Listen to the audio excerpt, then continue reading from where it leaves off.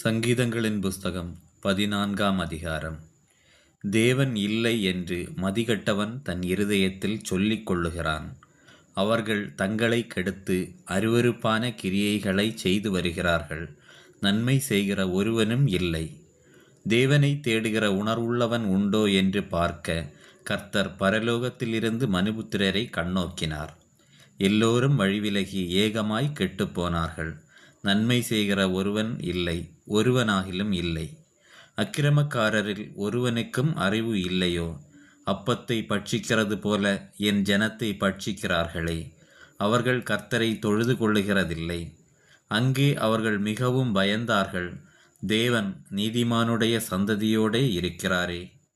சிறுமைப்பட்டவனுக்கு கர்த்தர் அடைக்கலமாயிருக்கிறார் என்று சொல்லி நீங்கள் அவனுடைய ஆலோசனையை அலட்சியம் பண்ணினீர்கள்.